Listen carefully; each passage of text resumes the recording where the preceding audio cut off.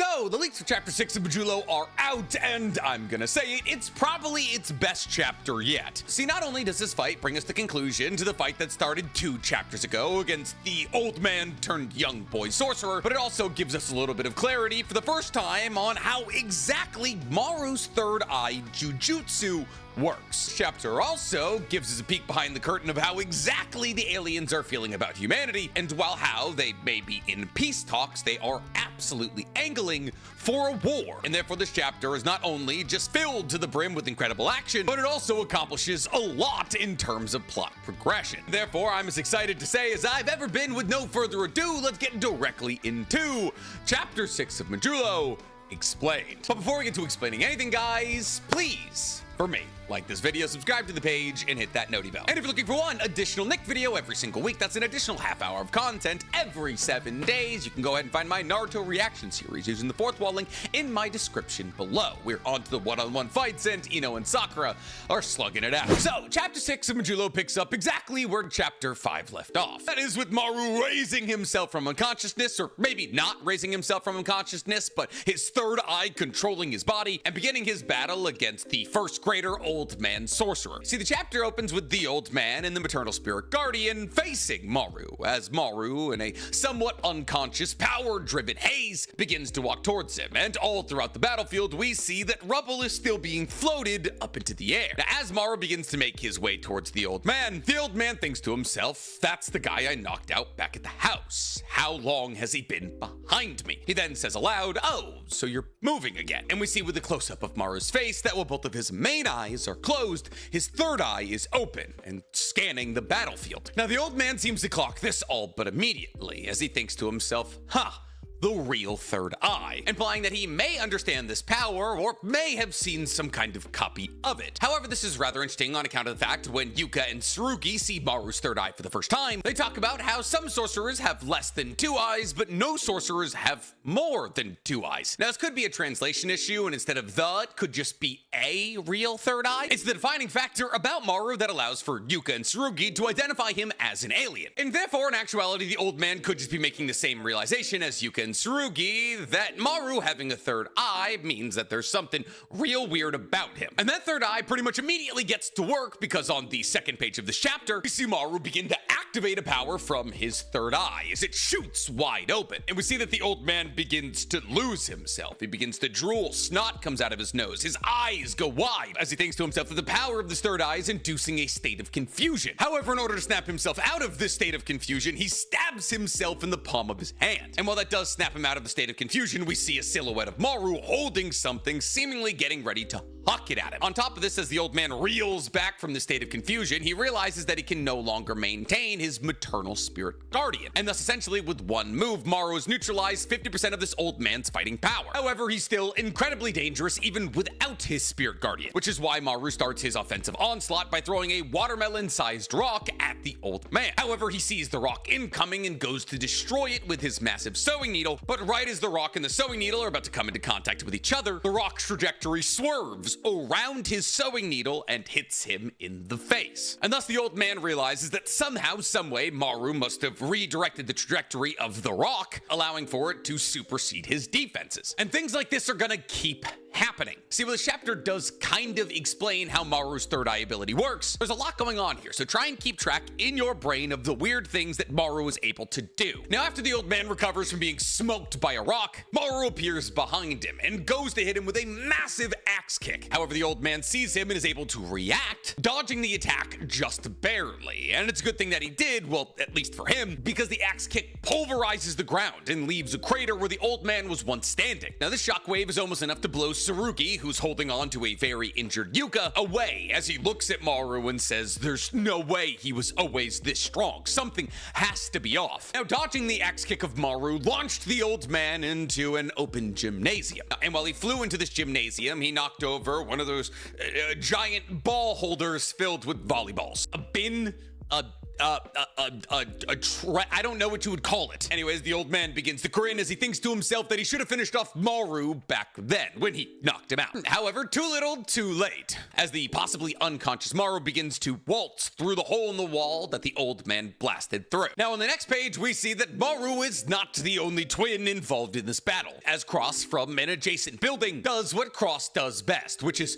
just standing there menacingly. But as he watches this fight unfold between Maru and the old man, he says aloud, "Maru, I didn't think you would lose control this quickly, but from now on, we can definitely count on humans making the first move. This could turn into a good opportunity. As long as the war begins, we have Dabura on our side." Now, there's a lot being said here, so let's go ahead and break it down. I'm feeling lonely. Oh, I wish I find a lover that could hug me. Now I'll explain what Cross is trying to say. Now, obviously, Cross talking about Maru losing control faster than he thought he would implies that the reason that Maru was actually selected to try and learn from humanity is because Cross and probably the other pro-war aliens believe that he had the highest capacity to lose control. And by losing control, one of two things could happen. Either by showing off his ridiculous power, humanity would be goaded into starting a war against the aliens preemptively, or by losing control, he would accidentally attack a human, which would count as a political disaster, once again goading humanity into starting a war against the aliens. Now, this is why Cross is saying from now on we can count on humans making the first move. Because in either of these scenarios, either humanity being intimidated by Maru's strength, or Maru killing a sorcerer, be that the old man, or Tsurugi, or Yuka, aliens would no longer be labeled as possible friends and refugees, but rather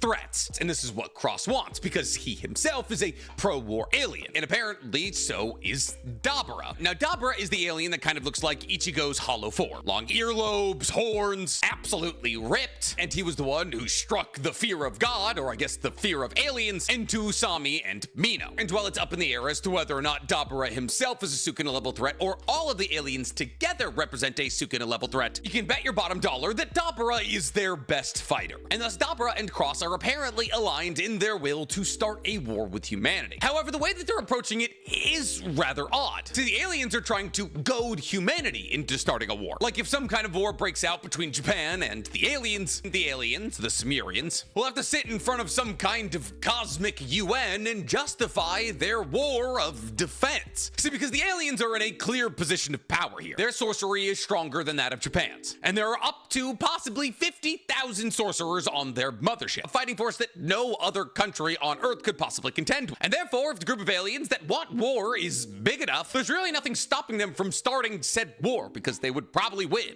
And that's the reason that Cross and Dabura are sending Maru to possibly goad humanity into starting a war against the aliens is probably because a vast majority of aliens actually don't want war with the humans. And therefore, some kind of political incident needs to be manufactured to push those non-war aliens into buying into a war against humanity. At least that's my theory. Anyways, we cut back to Maru and the old man, and we see within the gymnasium that all of the volleyballs have begun to float. And the old man thinks to himself, anti-gravity? Wait, no, that's not it. It's more like a technique that reverses inertia. But the volleyballs floating isn't the only thing going on with Maru's technique. The clocks inside the gymnasium begin to spin like crazy. Grip testers get maxed out. And a countdown on the speakers inside of the gymnasium that I believe is starting Japan's version of the pacer test says 5 seconds left. All this is to say that Maru's abilities do some crazy things. And the old man, who's trying to figure out exactly how his abilities work, realized that this is no time to overthink it. See, because while the idea that Maru's technique could reverse inertia is not the worst idea. Now, inertia, for those of you who don't know, is kind of like momentum. Physics definition for it is a property of matter by which it continues in its existing state of rest or uniform motion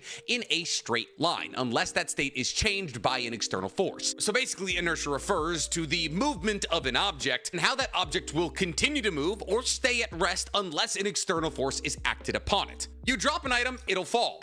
Apparently further than just my hand. Now, the external forces acting upon it are things like wind resistance and, well, eventually the ground. However, one of Newton's laws of thermodynamics tells us that an object at rest will stay at rest and an object in motion will stay in motion unless acted upon by an external force. So inertia can also refer to an object at rest, because that object at rest will not stop being at rest unless you do something like move it. And therefore, if you reverse the inertia of an object, basically just the equivalent of acting as an external force. Objects at rest enter into motion, objects in motion stay at rest. Anyways, the 5-second counter begins to count down as we see the old man and Maru stance up to attack each other. And the old man thinks to himself, why am I remembering this right now? The only desperate retreat in my entire life. And we see the old man remembering somebody who seemingly laid quite the smackdown on him, who appears to be some kind of silhouetted figure wearing a hood. Now, seemingly the only identifiable trait about this person who laid the smackdown on the old man is that they have a scar above their right eye. But you know who ended the story in JJK with a scar above their right eye? A scar that started from their right eyebrow and went up towards their forehead? Well, that would be none other than Itadori Yuji. See, because, well, yes, over the course of JJK's run, Yuji gets a myriad of different slashes to the face. By the time the chapter 271 rolls around, Yuji's face is left relatively unscarred, and therefore the focus on just the right eye of this person who smacked down one of the most powerful antagonists we've seen yet in Modulo is to let us know that this old man at one point in his life came to blows with Yuji and was beaten so soundly he had to retreat. What's even more interesting than that is that that old man is remembering that battle against Yuji while battling it out with Maru. And while this could obviously just be in reference to the fact that their strength is comparable, it could also somehow, some way be in reference to the fact that Maru and Yuji's abilities are somewhat similar. All that is to say is that Yuji, at least in some capacity, has returned to the story of Modulo. And it's fun to know that Yuji was still out there even long after the defeat of Sukuna, beating down the bad guys. Anyways, after the counter from the speakers hits 1, Maru and the old man begin exchanging a flurry of blows. Maru flies in with a high kick that the old man dodges, and upon dodging it, he thrusts in with his sewing needle. However, Maru was able to catch the sewing needle between his index and middle fingers, while controlling his blade, delivers a kick to his abdomen. Now, all this is happening, I don't know why. Once again, probably a Japanese thing. There's just do, re, mi, fa, sol, la, ti, do going on. Once again, I'm assuming it's like the Japanese version of the pacer test, but it also could be like a vocal warm-up. I mean, they are in an auditorium and people do sing in auditoriums. Anyways, the old man is blasted back by Maru's kick. However, as he catches his composure, he realizes he's surrounded by volleyballs, and all of the volleyballs explode. So not really a reversing of inertia. And as he's stunned by the exploding volleyballs, we see Maru appear behind him, volleyball in hand, apparently playing the most dangerous game of dodgeball since Hunter x Hunter's Greed Island arc. And just like in Hunter x Hunter's Greed Island arc, Maru plunks a volleyball directly off the old man's face with such speed and power that it stuns him, allowing for Maru to close the distance and the old man. And Maru punches the old man so ridiculously hard that the old man blasts out of the side of the auditorium and into the school's pool. And this is a really nice school. It's like a big pool. I know that it's like kind of like a California public school thing for everybody to have a pool, but like going to high school in the middle of the lakes region of New Hampshire, having an outdoor pool would be absurd. I mean, it's like 30 degrees half of the school year, but even having an indoor pool, that would also be absurd because like, who swims in New England? Like for like school and stuff. Obviously people swim in you get. Anyways, Maru follows the old man through his blast hole in the wall and begins walking towards the pool. We see that it has begun to rain, and the old man, as he sinks to the bottom of the pool, realizes that the pool is hot, like boiling hot. However, as he rockets himself out of the pool, Maru closes his hand, and all of the water that rockets out of the pool alongside with the old man freezes, trapping him. And thus Maru begins to fly in, sliding up his own ice to seemingly decapitate the old man with an uppercut, as the old man's entire body is trapped in ice he can't get out of. And as Maru begins to close the distance, the old man thinks to himself, this guy's technique.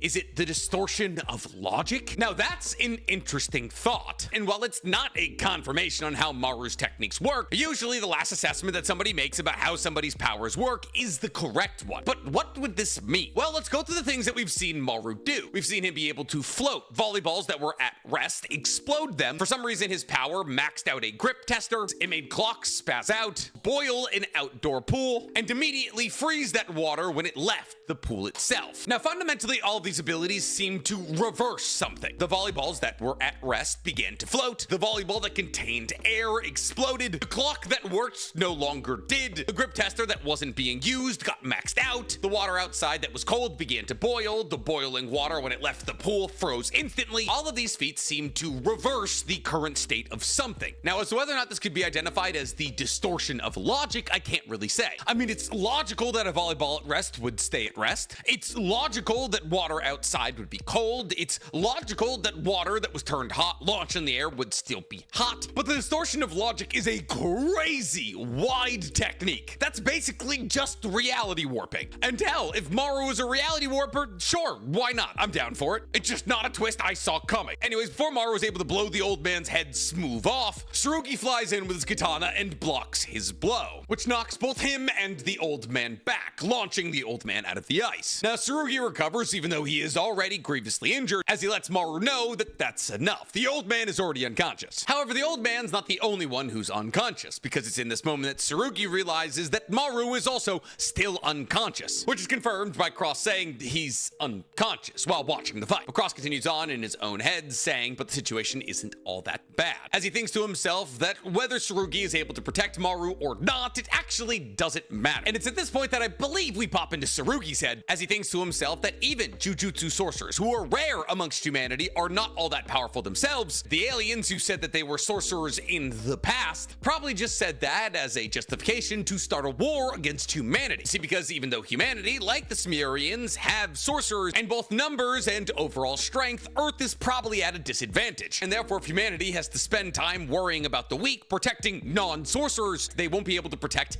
anything. See, because if all 50,000 Sumerians do have access to some kind of sorcery, they don't have to protect anything. Every single Sumerian on the mothership can be a part of the offensive front against humanity. But humanity is not in the same situation. Sorcerers are exceedingly rare, even amongst the Japanese population. Therefore, to win in a battle against the Sumerians, humanity not only will be at a disadvantage, but also won't be able to protect the non-sorcerers. Now, it's this point that we then pop back into Cross's head, as he says that's why even us sorcerers amongst the Sumerians can't go around saying that we won't kill Earthlings, because they've always been open to the prospect of war with humanity. Now, it's this point that Cross, who's seemingly controlling Maru in some capacity or another, as his third eye is also open, tells Maru to cut Tsurugi down. In this moment, Tsurugi remembers the conversation that he and Maru had after they defeated the tiger, where Maru tells Tsurugi that he just wants them to get along. And while in this moment, that's what resonates with Tsurugi the most, he also thinks to himself that, well, he does just want to get along with Maru, he also just wants this fight to be over quickly because he is actively bleeding out. However, unfortunately for Tsurugi, Maru is still out and possibly being controlled. But Tsurugi thinks to himself as he sees Maru begin to levitate all of the rubble around them that it's unfair that Maru is being used as the spark to start the war between the Sumerians and the aliens, because that's not what Maru wants. Unless Tsurugi screams at Maru and tells him, please wake up, we were supposed to be neighbors. However, even this desperate plea falls on deaf ears, as Maru continues to use his oppressively powerful third eye ability to push Tsurugi back. However, fortunately for Tsurugi, even though Maru didn't hear it, Cross did, and thus Cross jumps into the battle and places his hand on Maru's face, telling him to calm down. And thus Maru's third eye closes and he collapses to the ground, at the same time that Tsurugi does the exact same thing. And thus Cross, with anguish and anger on his face, looks back at Tsurugi and thinks to himself, damn it, what is it about this boy that moves my heart? And with that, chapter 6 ends, with a desperate plea from Tsurugi for humanity and the Sumerians to get along. A plea so desperate and so heartfelt that it was able to, at least temporarily, sway the opinion of the most warmongering amongst the aliens, Cross. Now, does this mean that Cross is going to actively pursue peace amongst the Sumerians and the humans? No, probably not. But it does mean somewhere down the line, Cross and Maru could find themselves on the same side of a fight, possibly fighting for Sumerians and humans to get along. And considering the fact that it's now been revealed that Dabura, the strongest amongst the Sumerians, is actively pushing for the eradication of humanity, the addition of both Cross and Maru in the battle against Dabura could be a rather big one, especially if Maru's abilities somehow, some way, tie back in to Yuji's. But this chapter has left me with a million questions. How exactly do Maru's techniques work? How does it have anything to do with Yuji? And what will Cross do in the future? If you guys have any questions about this chapter, let me know in the comments below. And while you guys are down there, please, for me, like this video, subscribe to the page, and hit that noti bell. Now, if you excuse me, I have to go get a banknote notarized. That's not something I ever thought I'd have to say out loud, but I'm aging.